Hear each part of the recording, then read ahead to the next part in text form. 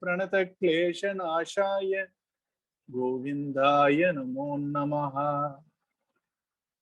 नाम संकीर्तनं यस्य सर्वपापप्रणाशनं प्रणामो दुःखशमनः तन्नमामि हरिं परम्। श्रीहरये नमः। श्रीहरये नमः। श्री हरये नमः। सद्गुरु महाराज की जय।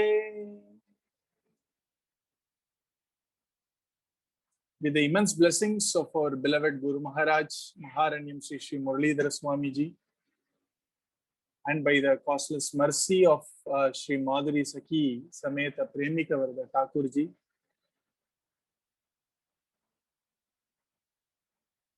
we are all very much aligned to our wonderful Sanatana Dharma, and also somehow has developed a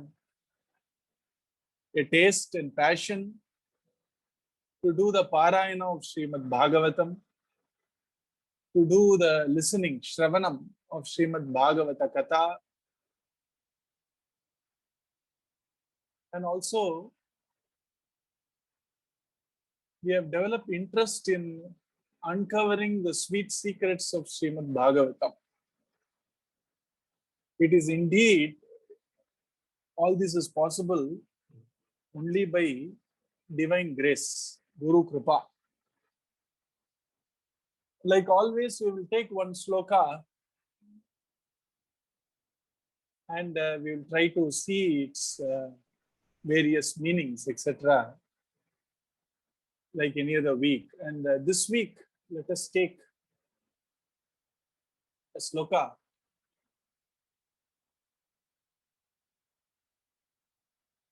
from the second canto, first chapter, where he talks about our Shukamuni. He just starts his exposition of Bhagavatam to Parikshit from the second canto. First canto is more like a preface or introduction to Srimad Bhagavatam in the first 19 chapters. The second canto is where serious Shukamuni's Bhagavatam starts. In that, there is this wonderful shloka in the first chapter where he gives the essence of Srimad Bhagavatam. Tasmat Bharata Sarvatma Bhagavan Ishvaro Harihi Shrotavyaha Kirtitavyascha Smartavyascha Ichchata Abhayam. That's the actual shloka which we are going to discuss. What I will do today is, I will tell you how a great Mahatma called Sridhara Swami gave us commentary on Srimad Bhagavatam, and his style of writing a commentary will just uncover it. It's a little heavy philosophically and other things that we will not go much, but it's a joy to see how beautifully he has written a commentary for Bhagavatam using this sloka, just to enjoy his commentary. So in our commentary or written by Sridhara Swami, I will slowly read that commentary and also tell you what he is actually, telling in the commentary. Just give me a minute. So let me take the commentary. It just stuck me while I'm talking to you, so you need to give me a little time. All right, so I just got it. All right, here we are. So it's the first chapter, and Tasmat Bharata Sarvatma Bhagavan Ishvaro Harihi Shrotavyaha Kirtitavyascha Smartavyascha Ichchata Abhayam. So it's the fifth sloka of the first, second canto, first chapter, right? So here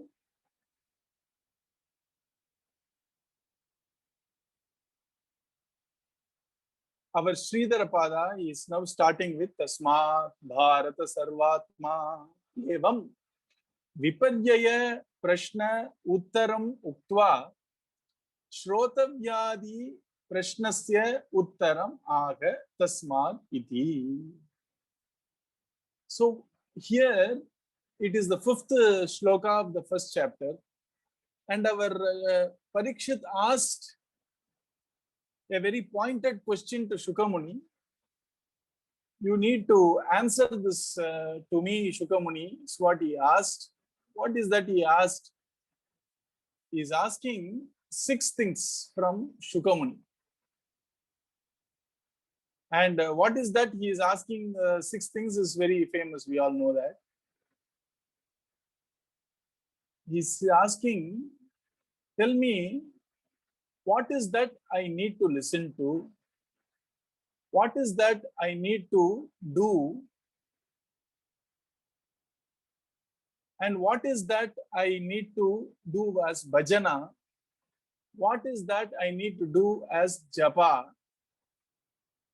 And also tell me, what is that I need to avoid? Yet Shrotavyam, which is, tell me, Shukamuni, what is that I need to listen to? Ato Japyam, what is that I need to do as japa? Which mantra should I do japa? Yat Kartavyam Dribif Prabho, tell me what I need to do as a deed. Kartavyam. Smartavyam Bhajaniyam Va Bruhi Yadva Viparyayam, what is that I should remember? Which bhajana I should do? And finally, saying, Bruhi Yatva Viparyayam. Tell me what all I need to avoid. Right? So he's asking a very simple question. Tell me things which I need to do, which I need to listen, which I need to do as japa, which I need to remember. And all that which I am not supposed to do. Things which I am not supposed to do. What all I need to avoid. So here very beautifully Shukamuni, our Sridhara Swami says, the author or Shukamuni first answered all that which is not supposed to be done in the first 4 shlokas. And now he is telling what is that which needs to be done in this shloka. Viparyayam means that which needs to be avoided. Shrotavyadi Prashnasya Uttaramaha. So what all needs to be listened to, what needs to be done as bhajan, what needs to be remembered. So that question's answer he is giving. Tasmad iti. This is how a commentary starts. This sloka starts with Tasmat Bharata Sarvatma. And here Sridhara Swami in the commentary says, in this sloka, it starts with the word Tasmat. This is what is being spoken in this sloka. What is being spoken? After answering things which are to be avoided, now Shukamuni is answering the question, what needs to be listened to, what japa we need to do, etc. So first, He Bharata. It's called Sambodhanam. What Sambodhanam means is, how do we call out a person? My dear friend, we say, na? Likewise, we address somebody. Na? It's called Sambodhanam. So here the address is He Bharata. And the meaning for that is Bharata Vamshya. See the beauty. Sridhara Swami would just, even the commentary for the sloka by Sridhara Swami would need another commentary, because he would just give you the basic essence of what is being implied in the sloka. And then another great Mahatma called Vamshidhara. This Vamshidhara comes and comments upon the commentary now. Now, Bharata Vamshya means the one who comes in the Vamsha of Bharata. You see, the one who comes from the lineage of Bharata. Our Swamiji, in the Ramayana series, I hope all of you listened to all the 22 episodes of Ramayana, which we have put in Facebook also. In that he says, what does Bharata mean? And he gives a lovely explanation. We know our nation in India, the nation which is the nation of your origin. and my nation, because it's not only my origin, but I am also citizen of this nation called India. It's already called Bharat. And the reason why it's called Bharat is not only because a great valiant king called Bharata ruled this kingdom, who was the son of Shakuntala and Dushyanta. That's what our history books say. Our Bhagavatam says there was this great rishi called Raja Rishi called Bharata, whom we all know as Jada Bharata in our Bhagavatam. And from that time onwards, since Jada Bharata, before he retired to the forest, ruled India, India was called Bharata. There is also another reason why it's called Bharata. The word Bharata itself means Bharupena Brahmani Rataha iti Bharataha. Bharupena. The word Bha means, the big Bha. Pa, pa, ba, ba.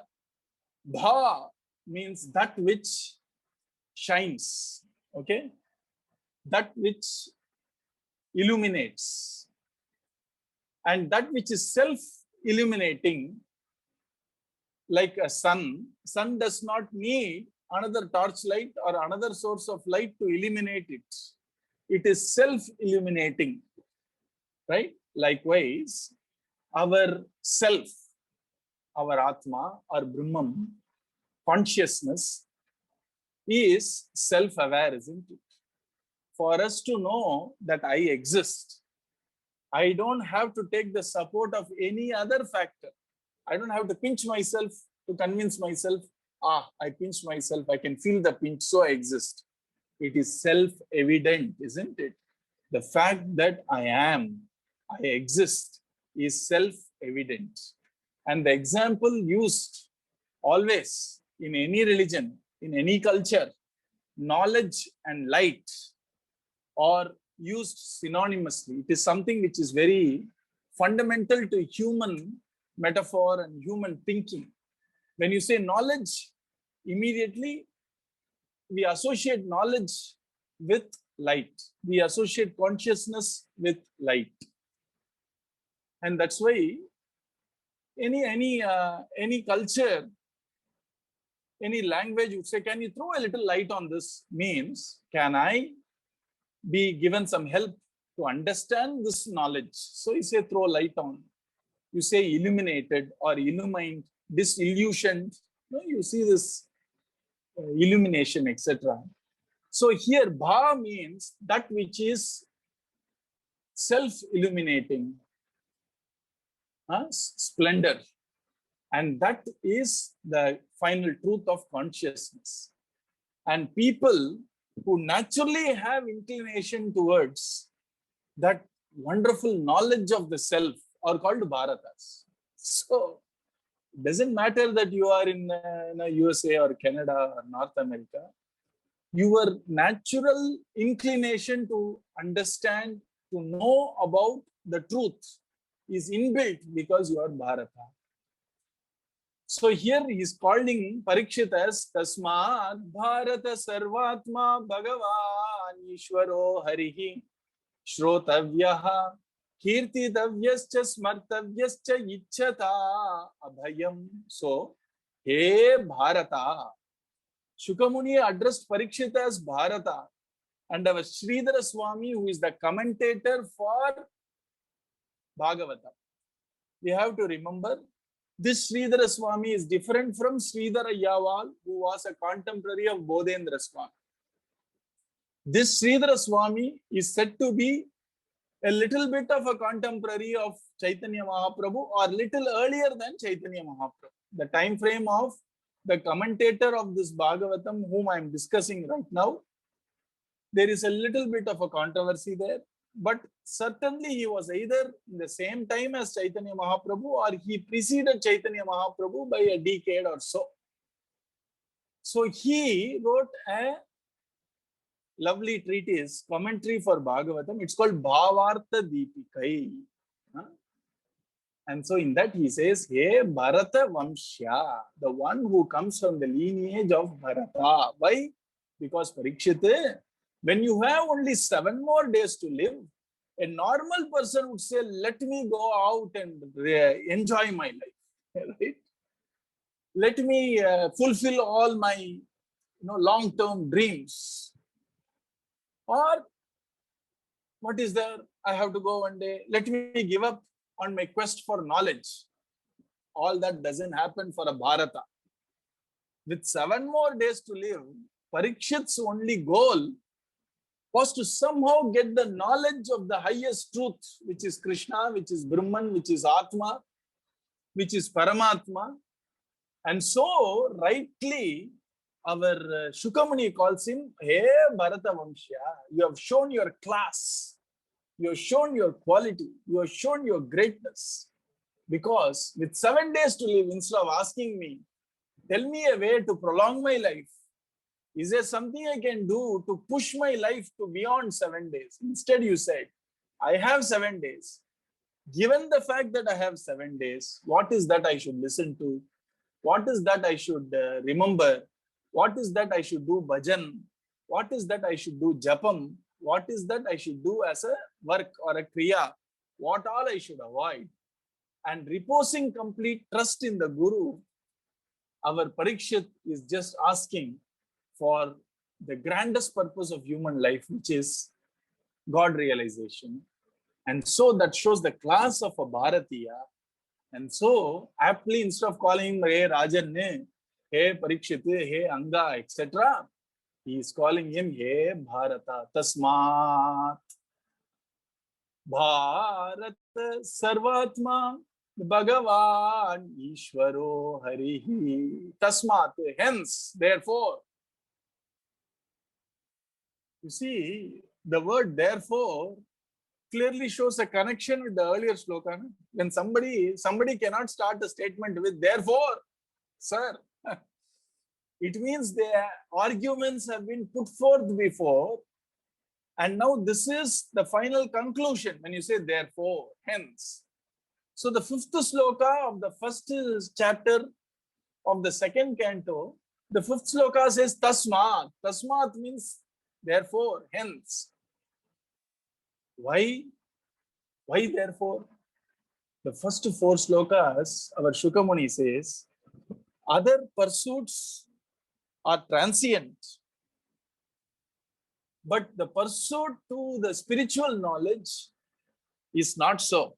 It leads us to lasting peace, lasting joy, lasting anandam.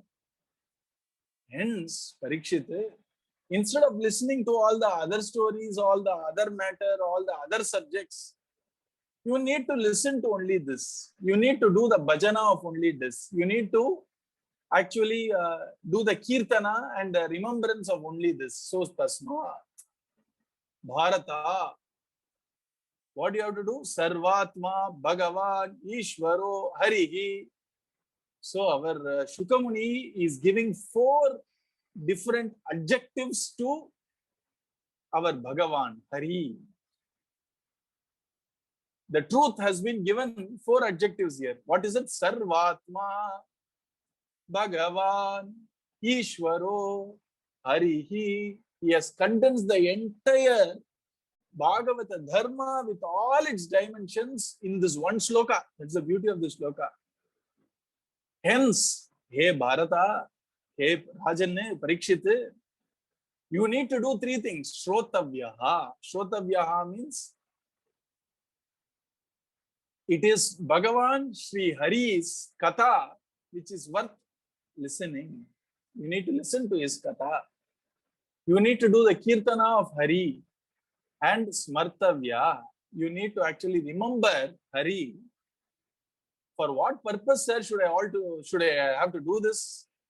Ichchata abhayam. If you want liberation from the cycles of birth and death, if you want to go past this ocean of uncertainty, fear, etc., if you want total knowledge, self-realization and God realization, then you need to do 3 things. Shrotavyaha. Listen. Listen to Harikatha.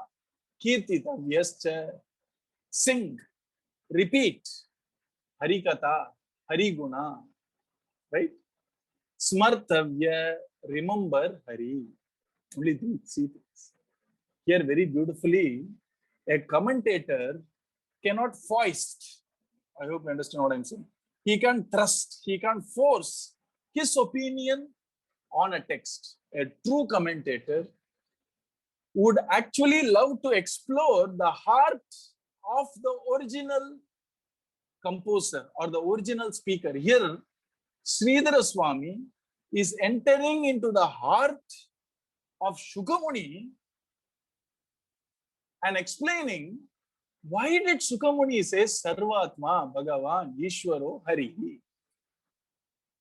He is trying to see this verse through the eyes and the heart of Shukamuni and commenting. That's the hallmark of a world-class commentator, is to actually get into the bhava. Now you all know bhava. We already discussed that in our earlier sessions. He enters into the bhava of Shukamuni and tries to comment upon these four words: Sarvatma, Bhagavan, Ishvara, Hari. So listen, chant, remember who? Sarvatma, Bhagavan, Ishvaro, Harihi. That one truth which is actually shown in this four words. And very succinctly, you understand this, right? In a very short 1-2 words, the commentator brings out the taste, the smell, the bhava of these wonderful epithets, adjectives to Hari. The first adjective to Hari is Sarvatma. What does Sarvatma mean? The one who is the indweller and the inner controller of all that which exists. You, me, world, everything. So here Sarvatma means Antaryami. Right? Sarvatma means that which is the inner controller of all beings. Have you ever wondered why we are called human beings? You see, we could have been called human creatures or human stuff. Being is a very interesting term. I don't know how they got this lovely term. Being means Atma. Being means conscious, the state of being. In Tamil, we call it Iruppu, Irukan. We say na Irukan, Asti.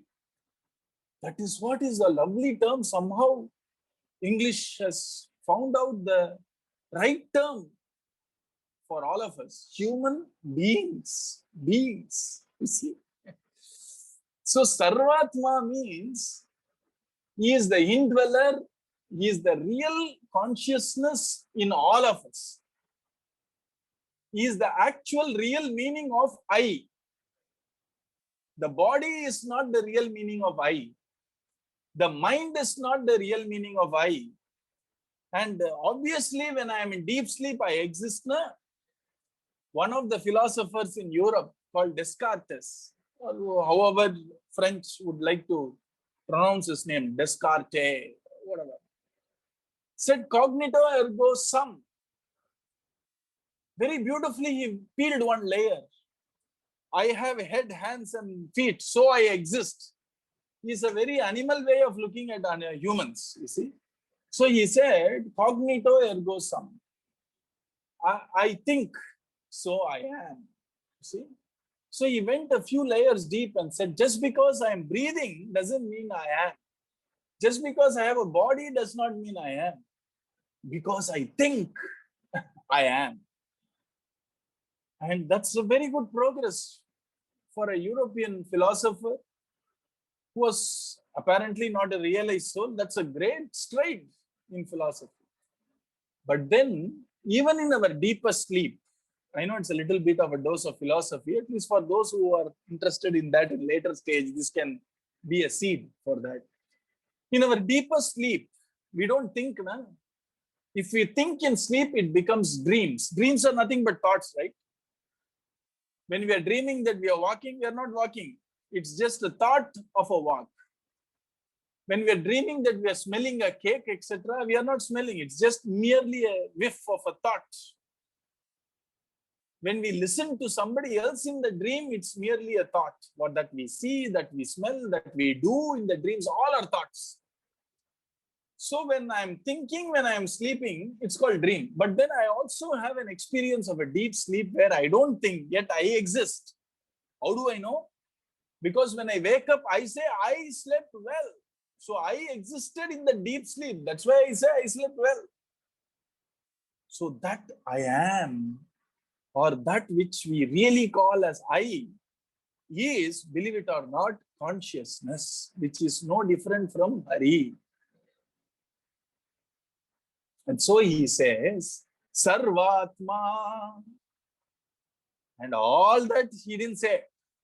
He just used one small word and gave the essence of a great Upanishad, at least a part of a great Upanishad called Brihadaranya Upanishad, where he simply said, Sarvatma means Hari is the actual meaning of the word I, which all of us refer to. And so he says, Sarvatmeti Preshtatvamaha. What is that which we love the most? If you go a few layers deep and really think about it, we love ourselves the most. I love myself the most. If I say, I love my mother or I love my father, etc., it is because it is my mother, my father, today being Mother's Day. That love I have for my mother is because of the love I have for myself. So that which is most lovable, that which I like the most, love the most, is my own self. And that self, Sarva Atma, is not my body. It's mistaken as the body, so I spend a lot of energy on my body. It is mistaken to be my thoughts. It is mistaken to be my emotions. These are all there. Of course, it's only a part of me. The real I is the consciousness, which is Bhagavan Sri Hari. So here, in one word, he encapsulated what I've been struggling to explain you for the past 15 minutes in one word, Sarvatma. Why did he put Sarvatma, Shukamuni? Preshtatvam aha, finish. To show how much lovable Hari is.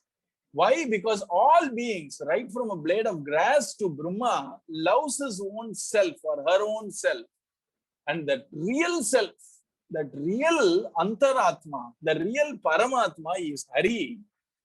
And so, Sarvatma is the word denoted to show, to prove that real love can exist only when it is directed towards Hari. This is the highest philosophy in one word, Preshtatvam.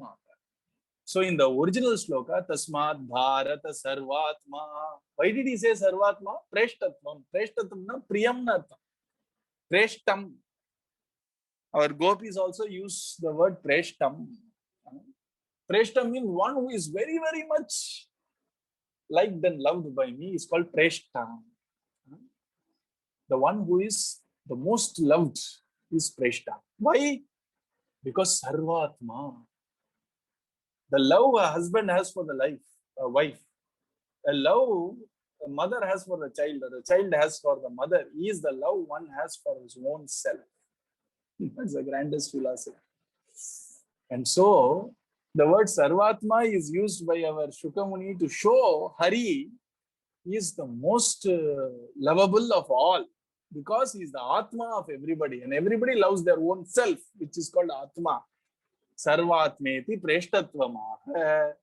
Bhagavan iti Saundaryam. That consciousness can also take a form.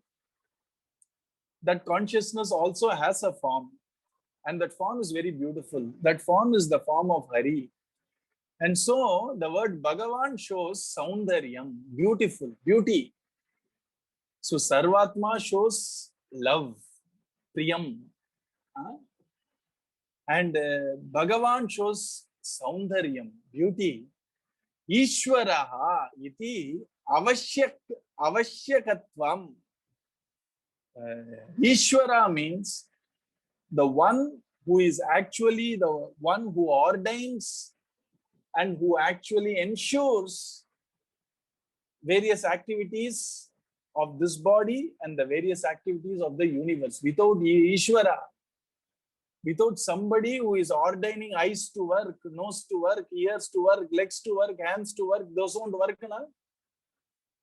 When that which is inside called consciousness somehow loses the touch with the body becomes a mere log of wood. Na?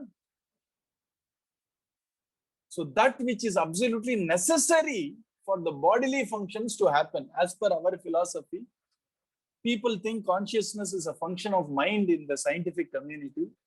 Now there are some bold scientists who want to explore and question that assumption. And there is a separate department called consciousness studies in many universities. I have been a very interesting observer of such conferences in the University of Virginia. I think it's called UVA. And they did a wonderful study on symposium on consciousness and how consciousness, is it a part of mind or is mind a reflection of consciousness? And they're seriously now doing that study, which was never questioned before, which in India was very clear for at least 5 million. So here, Ishvara means that consciousness, which is absolutely essential. Without that, nothing works. So here the word Ishvara is used for its absolute necessity. So that which we call Krishna, Thakurji, consciousness, etc. is lovable, right? Is lovely. And he is that which we call life. So he is absolutely necessary. So avashya, we say, avashyam, we say, in whatever language we know. And then finally, all that is fine. How is that which is going to be lovable or that which is lovely or that which is necessary? All that is fine. What is the use for me? Hari. Hari riti bandha haritvam. You see, the word Hari means that which steals, that which robs, that which takes. That's why it's called Hari. What does it take from us? It completely takes from us bandha haritvam, our bondage, our chains. We say we are born free. On a social, secular sense, we may be free. But on a spiritual sense, we are a slave. We are a slave to our past. The so-called instincts we have, the so-called choices we make are not actually free. The moment I make a choice, have you ever seen it's not free? It is a result of my past conditioning. It is a result of my genetics. It is a result of my parents, conditioning. So I'm not free. I am free socially, which means I have as much opportunities as other children or other youngsters to compete for a college or to compete for a job.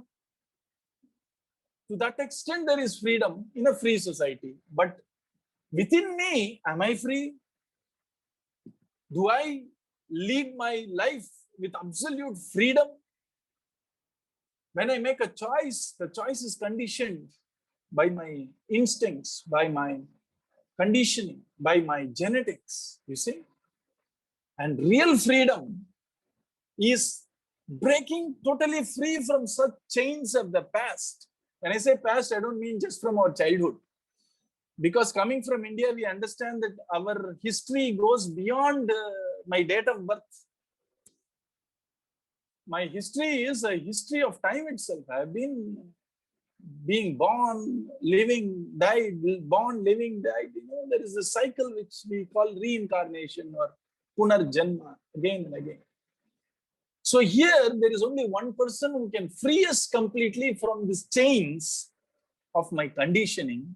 And he is called Hari for a good reason. That name is not just a lovely,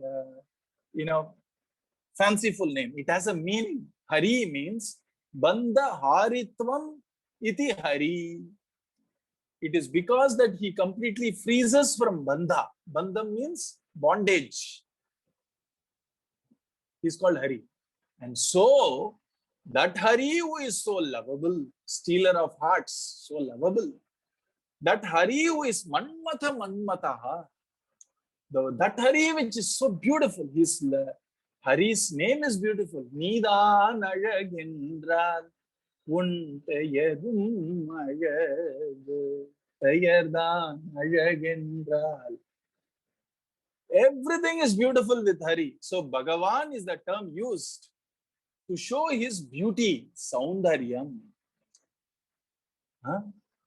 Ishvara is the term used for that truth, for that Bhagavan, for that Paramatma, because he is absolutely necessary for my functioning of this body.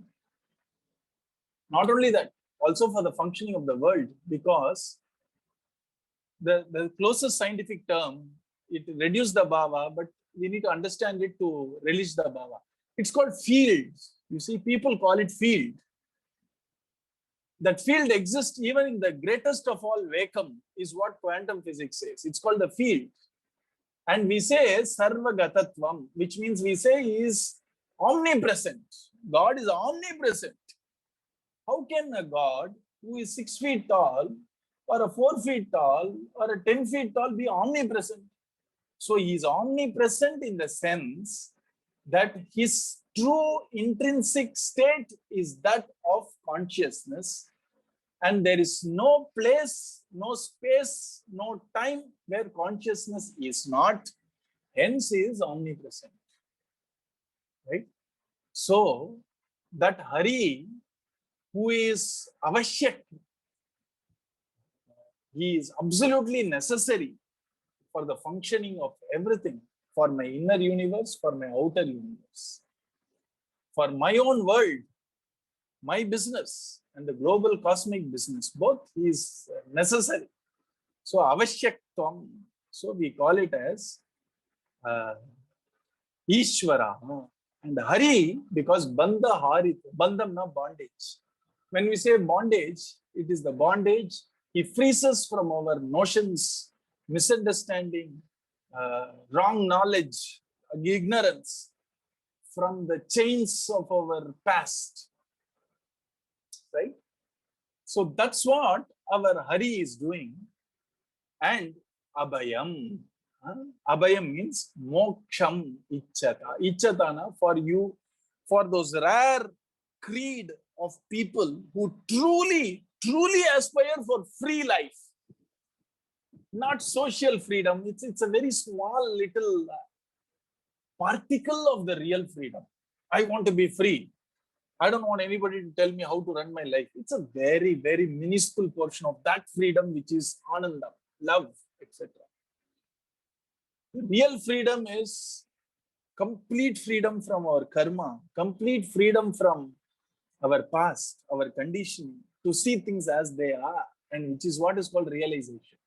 For that, he says, if you want that freedom, if you want to lead your life with joy, with absolute freedom from the past, free from all conditioning, then he says, listen to Srotavya. Do the Kirtan. Kirtan means repeat the stories or sing his glories, or chant his names, etc. Kirtitavyascha, Smartavyascha. Remember, if we listen and repeat, it comes to our thought automatically. For example, if you have been constantly thinking about something, talking about something, listening about something, and then go to sleep, generally your dreams would be influenced by that, if it really touched your heart. So what we listen, what we speak, what we sing, etc., generally influences what we think, right? So listen and repeat, listen and talk about, listen and sing, so that it automatically comes to our heart also, in form of smarana, remembrance. You do all that for what purpose? Ichchata abhayam. If you want moksha, if you want liberation, if you want to live life free, liberation does not mean that after my body drops, I go to some world. That's also liberation, but that's not being talked about here. For us to be totally free, you see, can you imagine? Totally free. Free from concern, free from guilt, free from remorse, but yet not be inert. It is living freely, joyfully. That is possible only when Hari, Ishvara, Bhagavan, and Sarvatma is listened to, he is sung, and he is remembered. If we aspire for such a wonderful freedom, then Ichchata Abhayam. If you want to cross the shore of Bhayam, if you want to cross the shore of bondage, then do all these three. This is what is Bhagavatam. That's why I keep telling, I don't know about your academia. I don't know about what people who study and research on Hinduism say. As a practicing Hindu, Bhagavata Dharma, Sanatana Dharma is a very, very individual religion.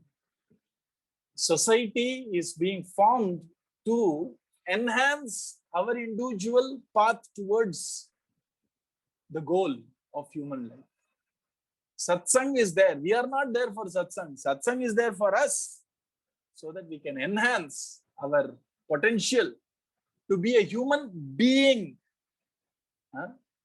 to transcend merely doing, transcend merely thinking, to be in the state of being. Doing, thinking, being. And that is the beauty of this sloka. One line is what Sridhara Swami wrote. Okay. One line.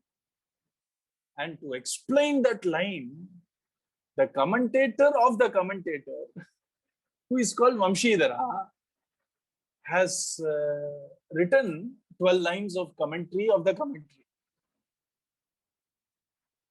And Vamshidhara, to understand, if I start Vamshidharyam, I can't stop. I need about 2.5 hours to explain what Vamshidhara is trying to interpret by entering into the heart of Sridhara, who entered into the heart of Shukamuni to explain that one verse in Bhagavatam. That is how people relish Bhagavatam.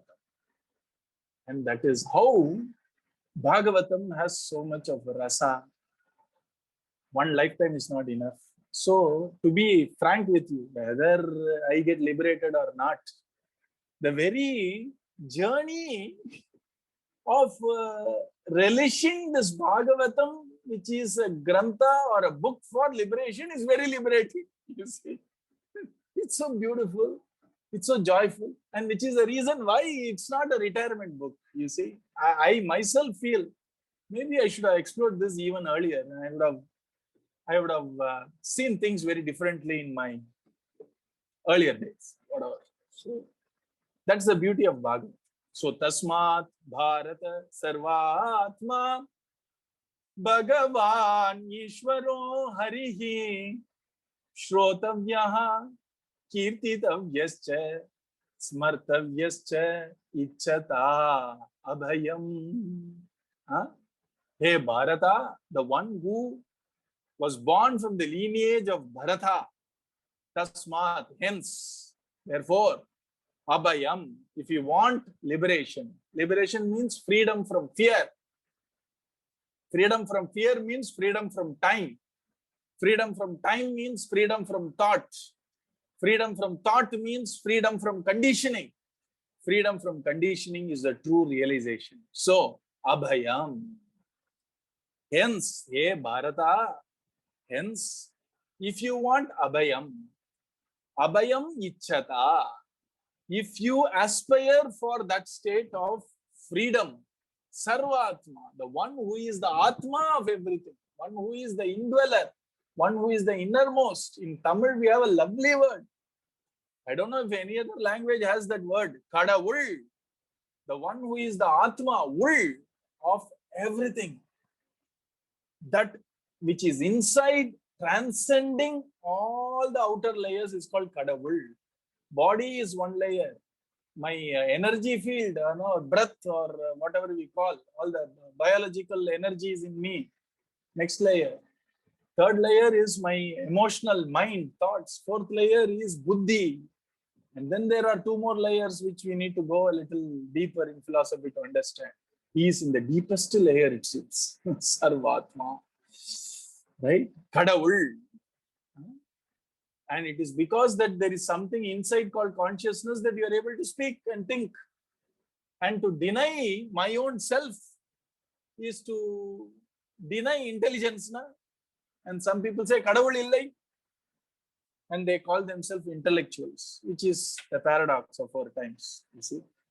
Sarvatma, the one who is the Atma of everybody. So Bharata, the one who came in the lineage of Bharata, Tasmat, hence, Abhayam, that state of fearlessness or what is called as moksha or liberation, Ichchata, if you aspire for it, what do you need to do? Sarvatma, Bhagavan, Hari, Ishvara, you need to Shrotavyaha. He is the one worthy of listening to. Kirtitavyascha. He is the one worthy of doing kirtana. Smartavyascha. He is the one worthy of remembrance. Easiest way to do that is Bhagavatam itself. So he is going to say, I'm going to tell you the rest of the verses of Bhagavatam so that you will listen to it and if possible, repeat it and remember Hari. Parikshit skipped the middle step. He listened and remembered. Our Shukamuni constantly had Hari in his heart and so he spoke Kirtanam. Somehow it should all end in constant remembrance of that which is the truth, which is Bhagavan, Ishvara, Sarvatma, Hari, Hari Smaran. That's why in bhajan we say Hari, Hari, Hari, Hari, Smaran karo. Why? Smartavyaha Hari.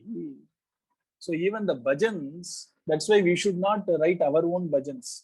Mahatmas and the Prachina people who have written the bhajans have put those wonderful names and the bhava totally aligned with the Mahatma's bhava. That's why they say Hari, Hari, Hari, Hari, Smaran karo. Hari Kamal Charan ke dhyan karo.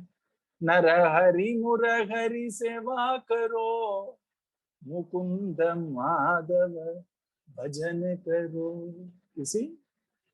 So they say Hari Smaranam. Hari Smaranam means remembrance of Hari. Why? Bandha Haranatmatu. Because he is the one who is going to completely relieve us of all the bandham. Okay? So that's the beauty of this lovely shloka. Sadguru Maharaj ki Jai. Sarvatra Govinda Nama Sankirtanam Govinda.